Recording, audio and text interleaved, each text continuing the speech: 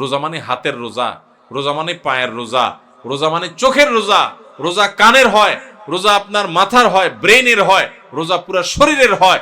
আপনি মন দিয়ে খারাপ চিন্তা করবেন না, চোখ দিয়ে খারাপ জিনিস দেখবেন না, কান দিয়ে খারাপ জিনিস শুনবেন না, হাত দিয়ে খারাপ জিনিস ধরবেন না।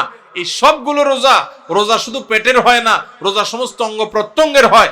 যে ব্যক্তি শুধু পেটের রোজা রাখে সে উপোস থাকে, আর যে মাথা থেকে পাওয়া পর্যন্ত পুরো শরীরের রোজা রাখে, চোখেরও রোজা রাখে, চোখ দিয়ে খারাপ জিনিস দেখে না, হাতের রোজা রাখে, হাত দিয়ে খারাপ জিনিস ধরে না, মুখের রোজা রাখে, মুখ দিয়ে খারাপ জিনিস বলে না, খারাপ কথা বলে না, মিথ্যা কথা বলে না, হারাম উপার্জন করে না, পাও দিয়ে খারাপ পথে যায় না, মনে খারাপ চিন্তা করে না, কান দিয়া গান বাজনা শুনে না, হারাম কথা শুনে না।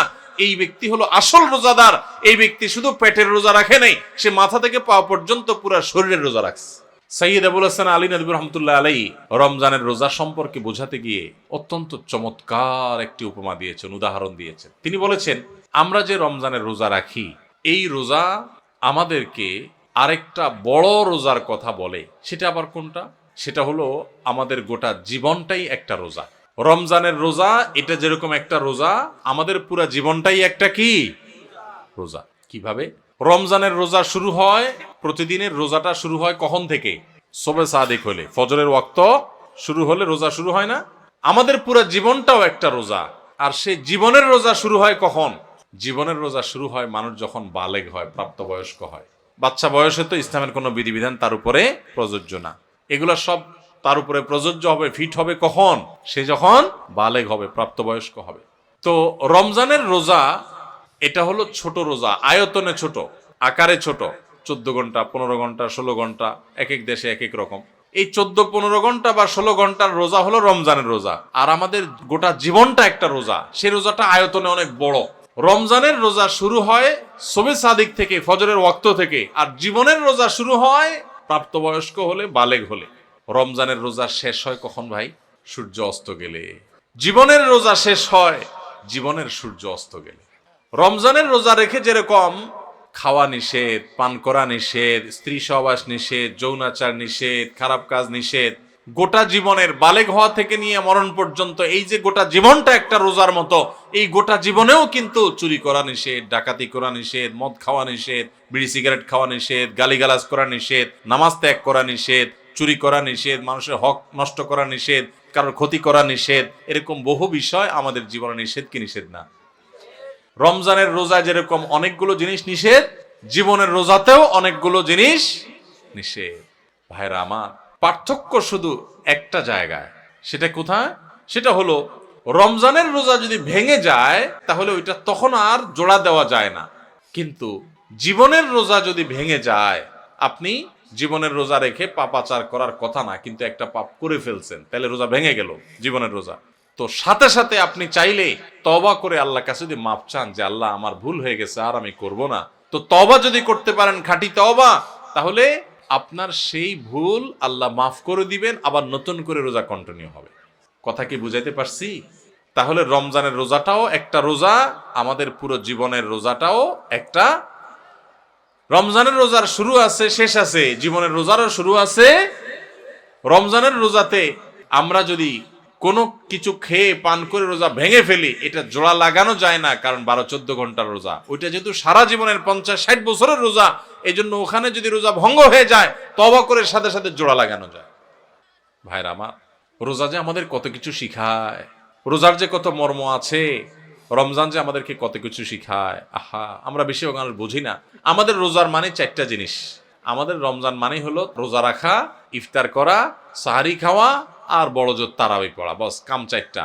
আর এর সাথে আমরা যত অপকর্ম আছে, যত আকাম কুকাম আছে, যত গুনাহের কাজ আছে, যত পাপাচার আছে, সব চালাইতে থাকি। রোজা মানে শুধুমাত্র পেটের রোজা না, রোজা মানে শুধু মুখের রোজা না, রোজা মানে 2 ঠোঁটের রোজা, রোজা মানে হাতের রোজা, রোজা মানে পায়ের রোজা, রোজা মানে চোখের রোজা, রোজা কানের হয়, রোজা আপনার মাথার হয়, ব্রেনের হয়, রোজা পুরো শরীরের হয়। আপনি মন দিয়ে খারাপ চিন্তা করবেন না, চোখ দিয়ে খারাপ জিনিস দেখবেন না, কান দিয়ে খারাপ জিনিস শুনবেন না, হাত দিয়ে খারাপ জিনিস ধরবেন না। এই সবগুলো রোজা, রোজা শুধু পেটের হয় না, রোজা সমস্ত অঙ্গ প্রত্যঙ্গের হয়। যে ব্যক্তি শুধু পেটের রোজা রাখে সে উপোস থাকে, আর যে মাথা থেকে পাওয়া পর্যন্ত পুরো শরীরের রোজা রাখে, চোখেরও রোজা রাখে, চোখ দিয়ে খারাপ জিনিস দেখে না, হাতের রোজা রাখে, হাত দিয়ে খারাপ জিনিস ধরে না, মুখের রোজা রাখে, মুখ দিয়ে খারাপ জিনিস বলে না, খারাপ কথা বলে না, মিথ্যা কথা বলে না, হারাম উপার্জন করে না, পাও দিয়ে খারাপ পথে যায় না, মনে খারাপ চিন্তা করে না, কান দিয়া গান বাজনা শুনে না, হারাম কথা শুনে না, এই ব্যক্তি হলো আসল রোজাদার। এই ব্যক্তি শুধু পেটের রোজা রাখে নাই, সে মাথা থেকে পা পর্যন্ত পুরো শরীরের রোজা রাখছে। চেষ্টা করবো আমরা ইনশাআল্লাহ। আপনি পাক্কা নিয়ত করেন যে আমার জান যাক জীবন যাক, আমি খারাপ পথে যাব না, আমি এই রমজান মাসটা ভালো পথে চলবো। যেই বন্ধুর কারণে খারাপ পথে যায় ওর সাথে কোনো যোগাযোগই করব না, ওর সাথে সম্পর্ক ছিন্ন করে ফেলবো আল্লাহর জন্য। কিয়ামতের ময়দানে আল্লাহর কাছে যে জান্নাত আশা করেন, কিসের বিনিময়ে ভাই? কোন মুখে জান্নাত চাইবেন? আল্লাহকে বলতে পারবেন, আল্লাহ আমার একটা বন্ধু ছিল, অনেক ভালোবাসতাম ওরা ছাড়া আমার দিন চলতো না।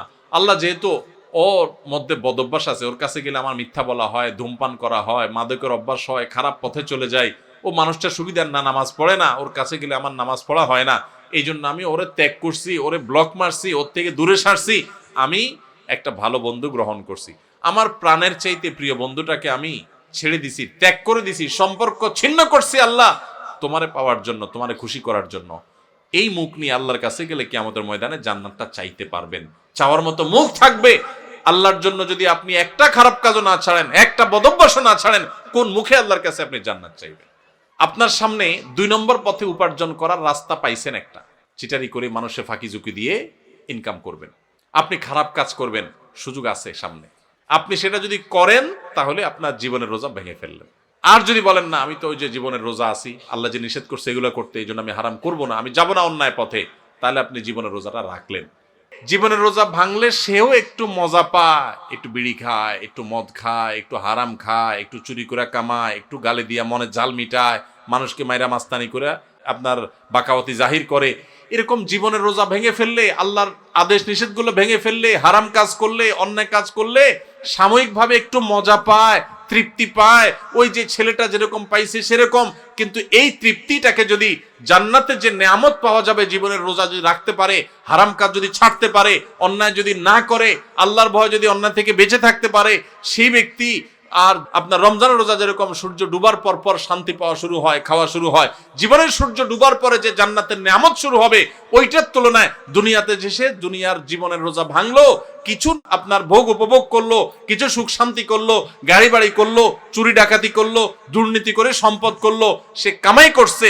কিন্তু ইমানদার ব্যক্তি পুরা জীবনভর রোজা রেখে আল্লাহর হারাম কাজ থেকে বেঁচে থেকে তার অনেক কষ্ট হয়, তার চলতে অসুবিধা হয়, তার মাস চলে না, কারণ সে হালাল পথে চলে, তার চেহারা শুকিয়ে আসে, সে অন্যায় পথে যেতে পারে না, ওই রোজা রাখার মতো তার অনেক কষ্ট হয়। কষ্ট মষ্ট করে জীবনের সূর্য ডুবা পর্যন্ত যদি সেদিন রোজা রাখতে পারে, তাহলে জীবনের সূর্য ডুবা লাগে না। জীবনের সূর্য ডুবার আগেই আল্লাহর ফেরেশতারা কোরআন আয়াতে বলে দিয়েছে, এসে তাকে বলে দে আল্লাহ তাখাফু ওয়ালা তাহজানু ওয়া আবশিরু বিল জান্নাতিল্লাতী কুনতুম তুআদুন।